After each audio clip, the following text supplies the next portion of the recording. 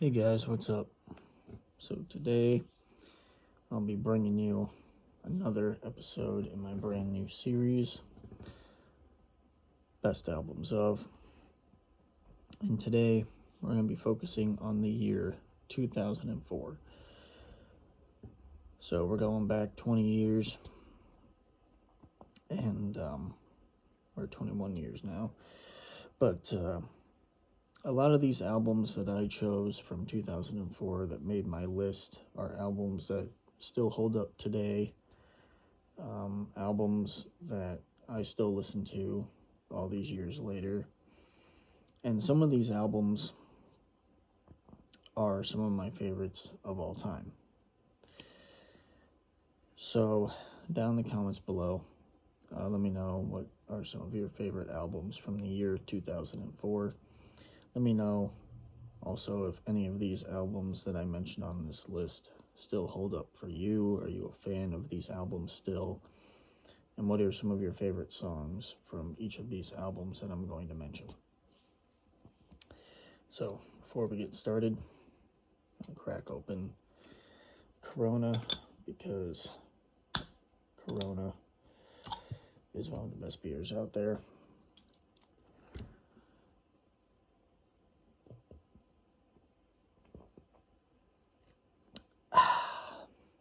Good stuff. Now let's get started.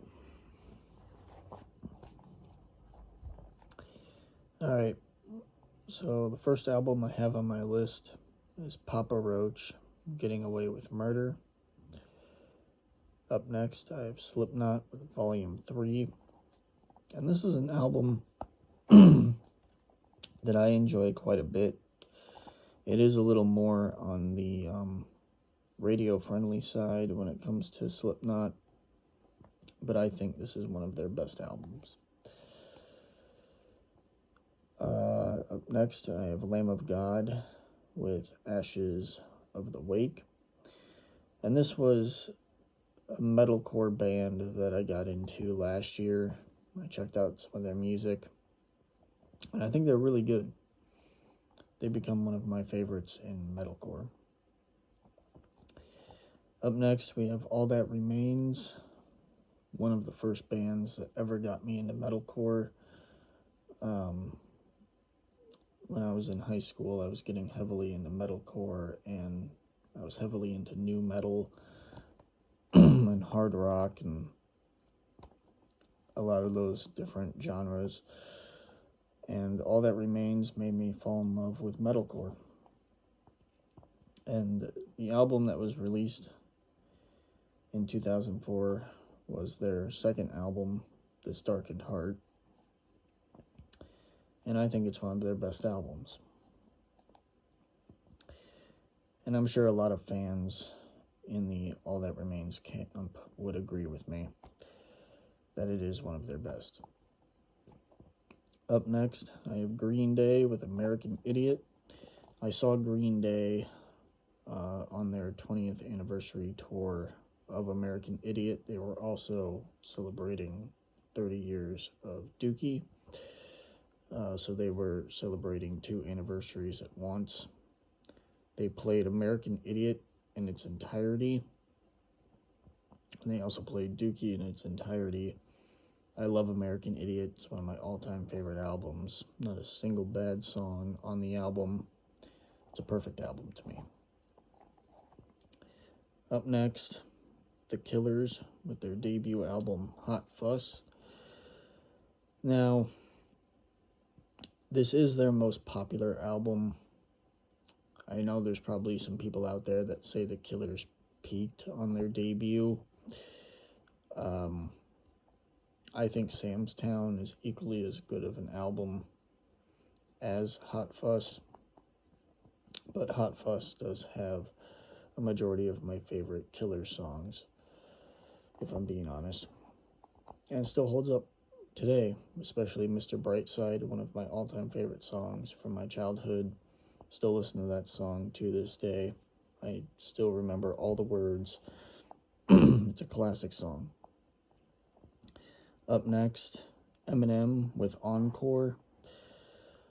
A lot of people would say that Eminem should have retired. I know he considered retirement after releasing Encore before he ended up recording Relapse, which came out in 2009.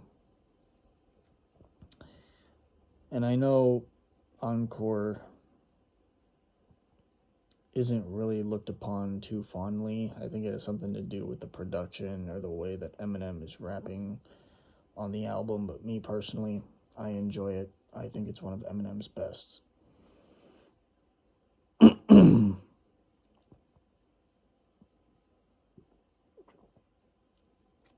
Up next, we have Usher with Confessions.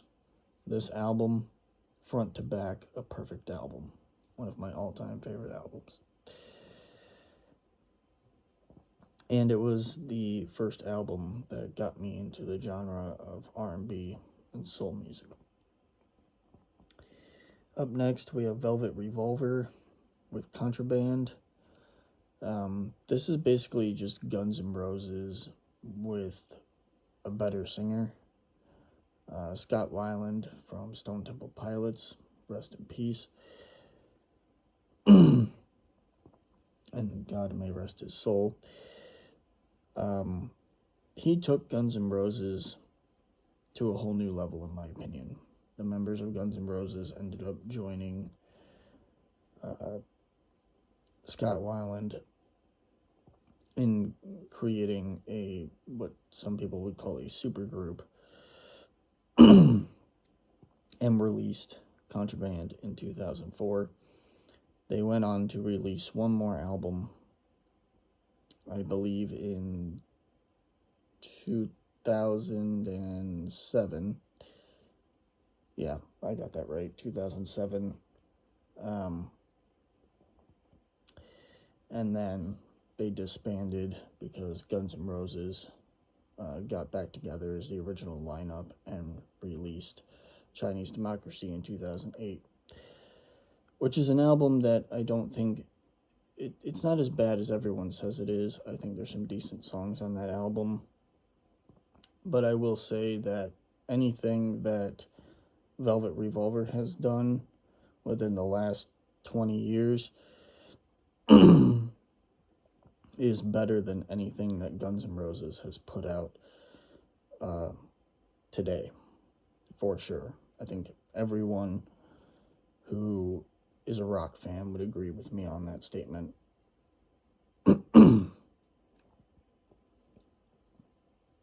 Because Axl Rose cannot sing anymore, and Guns N' Roses needs to hang it up for good. Up next, we have Avril Lavigne with Under My Skin. I like this album a lot. I think it's better than Let Go. I think it's a step up from Let Go. I think the songwriting is more mature. I think the songwriting is better. I think the album is more consistent. And I think the album has better songs.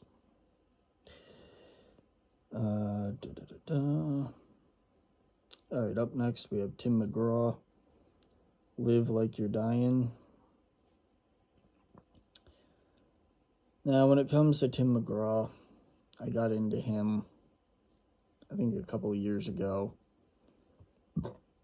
Maybe it was 2 years ago. Checked out some of his more popular albums, including this one, and been a fan ever since. I think Tim McGraw is a great country singer. I think he's a great songwriter, and Live Like You're Dying is one of his best albums, hands down, and one of my personal favorites. Up next, Breaking Benjamin with We Are Not Alone. This is their sophomore album, and I like this album a lot. I will say probably the weakest song on the album is Rain. I don't think any of the songs on the album are bad by any means, but if I had to pick a least favorite, I would pick Rain. I think they could have picked a better closing track to end the record, but this has some of Breaking Benjamin's best songs, in my opinion. It has some of my favorites from Breaking Benjamin. And I am one of the few people who actually come to the defense of We Are Not Alone. And I know there's fans out there that say they don't like the album as much because of the way that Ben Burnley is singing on the album. Personally, I don't mind his vocals on the album, but I think he does a good job for what the album offers. Up next, we have Kitty with Until the End. Kitty's pretty underrated, man. When it comes to 2000s nu metal, I think they get swept under the rug and overshadowed by Linkin Park and Mudvayne and Deftones and many more bands. But I think Kitty is pretty good. Up next, we got Crossfade with their self-titled album, Crossfade. Of course, everyone and their mom knows the song Cold. Death Transcender is another really good song off their self-titled album. Disco is really catchy and heavy and brings back that nu metal flavor. Same with Death Transcender.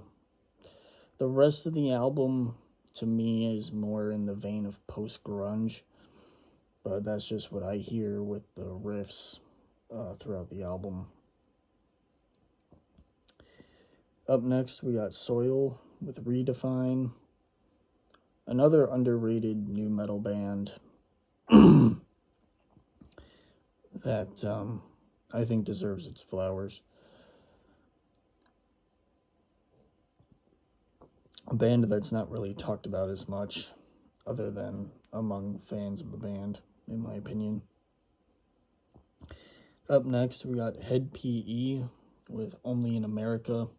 This is the album that made me a Hed PE fan.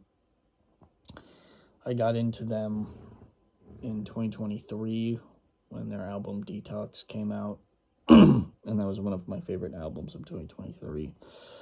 But Only in America is probably my favorite Hed PE album, next to Self-Titled, and then Broke would probably come after that. But yeah, Only in America, really good album.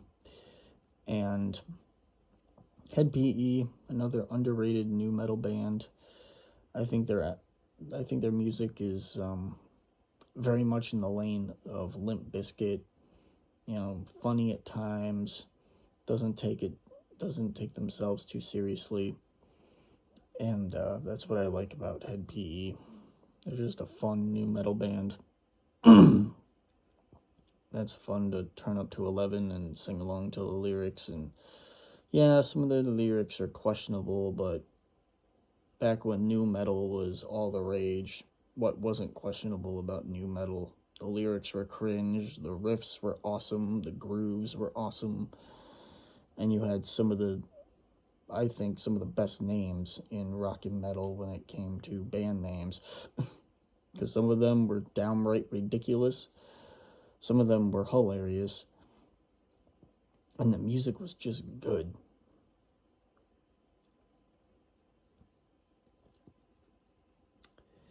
Up next, we got Nonpoint with Recoil. Up next, we got Soulfly with Prophecy. Soulfly is awesome, man. I mean, I can go on and on about Soulfly. And I actually have my Soulfly list of my favorite songs from them ready to go. I found it on my old Spotify account, so that will be coming soon. But yeah, Soulfly, Prophecy, really good album from 2004. And honestly, Soulfly has never put out a bad album. I will stand by that statement. They're just fucking awesome. Up next, we got Jay-Z and Linkin Park with Collision Course EP. Of course, this was done with Jay-Z and Linkin Park, and they took some of their biggest hits and remixed them and mashed them up, and it turned out to be better than expected. I thought it was great. Not a single weak song on that EP, and my favorite is Encore and Numb. I think that's the most popular song on the album, of course. I know that, but yeah, just a really great EP all around.